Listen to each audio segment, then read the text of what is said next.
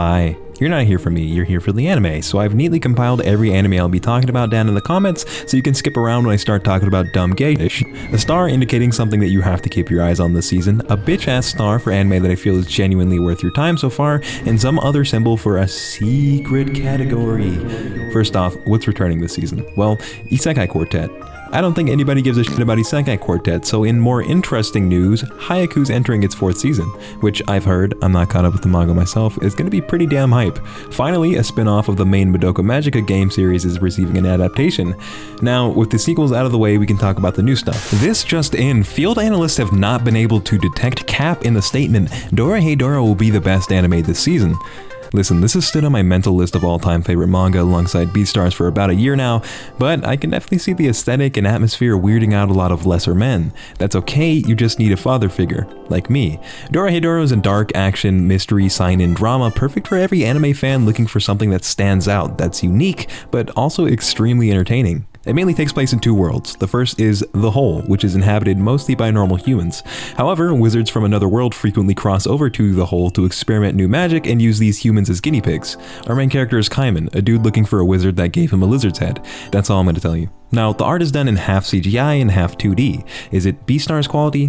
Absolutely not, which might turn a few of you off. Just like the manga, the art style's always been out there and really polarizing at first, but after being immersed in the world and storytelling, the art style melds into the experience and you gradually grow to love it. That's how I'm feeling about the anime as well. CGI will always be jarring at first, but it matches the aesthetic of the story perfectly and the 2D sections look fantastic. Nikaido does look like Bobby sometimes, which is a shame because she's really cute in the manga, but whatever. Also, I think some of the action sequences looked way cooler in the manga, but I'm not totally disappointed. There's gonna be a ton of fights in this one, and somehow they're using an insane amount of gore that I didn't know they were allowed to show. So there's blood, there's guts, and the characters. They don't act like anime characters. Hell, they don't even look like anime characters. I'm gonna wrap this up because I plan on making a real video about the series, but in closing, Dorohedoro is an anime you're going to want to keep your eyes on regardless of your taste. It's super unconventional and fun. I definitely think it'll be anime of the season if the series maintains this level of polish. Moving on, there's an anime that actually caught my eye and didn't have any source material called ID Invaded. Technology has developed to a point where it's possible to enter the mind of criminals and dig into their subconscious. When someone commits a murder, a well opens up that allows our main character Sakaido to enter their minds and find clues on who the murderer is and other stuff. I thought it was pretty damn cool how each world is like a puzzle that we have to solve with the main character. Some worlds have weird physics, some worlds are just fucked up, and we gradually figure out why and how it's that way. Solving these mysteries also have real-world repercussions. So maybe there's a race against time to capture the criminal, and they're discovering information in real time. The first thing I noticed was that the visuals were pretty cool. From the opening to the use of powers to transitions, it's a pretty visually entertaining anime. The main guy is voiced by Fango, or Chisaki from My Hero, so his vocal performance is slap. Side note, that's a cool looking dude. Anyway, the score is nice and cinematic, kind of Inception-y. It's looking to be a real good and well-polished anime so far. I'm seeing a lot of good signs on the production side of things, and the story is really interesting so far. There's also a dub releasing directly parallel to the sub, which is pretty decent, so there's really no reason not to give this one a shot. On the other hand, we have a not so good mystery. That's right, we have our first shitter. It's called Inspector and is the 3rd most watched anime this season. So a girl takes a liking to a guy because he's good looking, but he has a girlfriend, so she preserves her purity for 2 years until he's single. Realistic. Anyway, the cuckold turns out to be some sort of problem solver chosen by the spirits, and this guy turns out to be someone who ate spirits as a kid and has powers as a result. Why would you want to watch this? Well, the first episode would have you believe that it's a supernatural action type of show with this sloppy ass action scene and OP power fantasy. What it really is a slow-paced mystery drama that literally no one asked for. They solve crimes no one cares about people no one cares about in the most uninteresting way possible. Anyway, don't watch Inspector. I'm 3 episodes deep and it's just been making me more and more mad with every episode. However, I'll probably end up reading the manga to make sure it's as bad as it seems and maybe even correct myself. For now, don't waste your time. Interspecies Reviewers is about a bunch of guys in an isekai world going around reviewing whorehouses, living the dream that a lot of us at home couldn't. Before I continue talking, there's just one thing I gotta address. A lot of you may be thinking, scam, how can it be an isekai world if it's not technically an isekai? Shut the fuck up. But yeah, a group of guys reviewing different species of hookers like maybe octopi or cow women that they can milk. It's overall a pretty good time. I came into this one expecting a stupid, ecchi harem made to pander to young teens. What I got was a funny-ass anime about dudes being dudes. Don't believe me? Well, here's an actual line from the anime.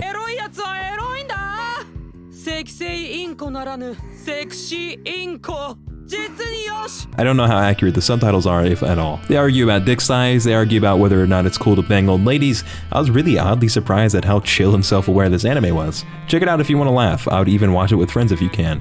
It's uncensored. Darwin's Game is the second most popular anime this season. It's okay, I would recommend it to a certain type of person. Darwin's Game stars an average high school kid named Pseudo who tries out an unknown phone app only to find out that it forces him into joining a battle royale for points, which so far can be used to convert into real life money or items in-game. Each player is given a special power and is made to fight other players, either to death or to one's surrender. That's about it. You pretty much get what you'd expect. There's a ton of action, a few badass moments, and all that. The main guy has a power that allows him to create stuff from thin air, which opens up infinite possibilities. In theory, but this is anime, filled with stupid-ass anime people making stupid anime decisions. Yeah, there's a lot of anime logic here, like, if you can turn invisible, why would you ever not be invisible? Why do they knock people out and not take their weapons? Did this bitch just dodge a bullet? Did that bitch just dodge a bullet? Shoot him. Wound him.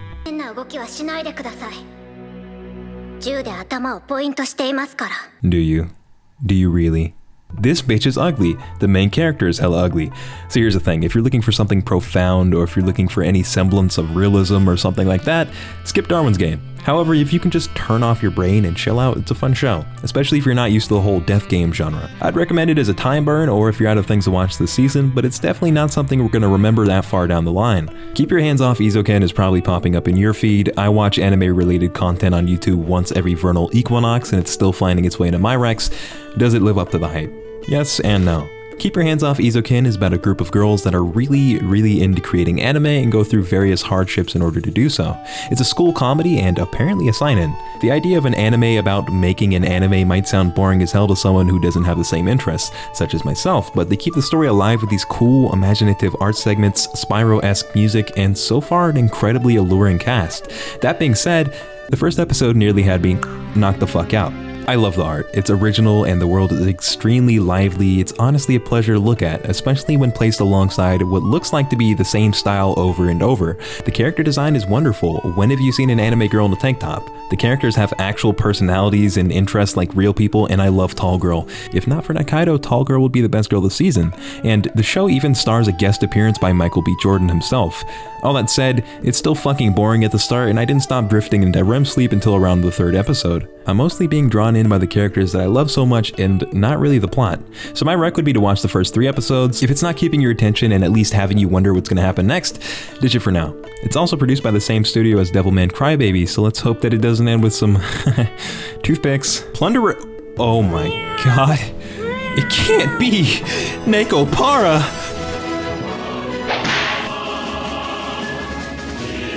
The best thing about Nekopara is that every 22 minutes this sack of shit ends. I would rather eat a Dorito sideways, just roof to mouth, than watch another episode of Nekopara. So a baker is working and receives 2 boxes. After opening the boxes, 2 quirky cats with completely unique quirky personalities pop out, so he promptly enslaves them and runs a cute little bakery with his gaggle of thoughts. So why watch this show? I don't know. I really don't know. Is it funny? No, the humor comes from cute anime girls acting weird, maybe a couple of ding jokes. If you've ever actually found an anime girl hitting the dab funny, this might actually be the show for you, no offense implied. Also, welcome to band class, your oversized hoodie and Turtle Beach headphones will be on your left. Is it written well? Did you hear the same summary as me? Do the characters feel real? Can I put myself in the shoes of the main guy? Do I feel immersed in what's supposed to be an imaginary universe? Did you hear the same summary as me? Listen man, I couldn't get into it, but I also really couldn't get into Senko-san, and I feel like if you like one, you might really be into the other. If you really don't care if your cute anime characters act like actual humans or just want to see cute girls, I guess this totally might be for you. But may I suggest jacking off first and seeing if you actually like it? Just a thought.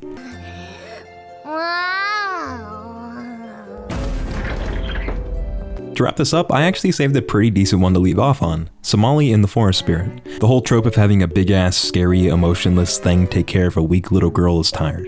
Oh, what is this feeling in my chest? So I came into Somali in the Forest Spirit totally ready to hate on it and ended up pretty pleasantly surprised. It's about a golem who runs into a girl deep within the forest. In a world where nearly all humans are persecuted into extinction, he takes it upon himself to go on a great journey to find her parents. Just a wholesome adventure anime in a world that actually took time to think of. It's really nice seeing a fantasy anime where they don't just go, these are lizard men, that's the Adventurers Guild Fuck It. The environment's actually pretty cool, and you're always presented with new, well-drawn scenery and different species of monsters. So there's the adventure aspect, where you're always being provided with new parts of the world to take in, including new races and cultures. There's also the cute father-daughter relationship that develops between the two leads, and that's kind of heartwarming if you care about that. I was planning on just watching the mandatory 3 episodes and dipping out, but the show actually pulled me into watching the 4th, and I'll probably keep watching. I'd say run the first 3 episodes. That's about it. If you're not subbed, you can leave if you don't like being consistently put on to good anime. Anyway, for those of you that are subbed, I finally built the goddamn PC thanks to my patrons. You may have noticed a ton of PC footage in my videos since December. I'm finally in the works of a second channel where I do everything I do for anime, for games. So yeah, I'm just figuring out how this is all gonna work. I still have a ton of things to buy, like a capture card, acoustic phone, blah blah blah, but I'm doing pretty well. I even put up a little snippet on my Twitter a while ago, which I try to never use. You've never 69'd? No. Well, let me tell you what they don't tell you in college. Ass meat is fucking stinky. So yeah, if you're not a patron, you can go ahead and leave. I have more stupid things to say to them.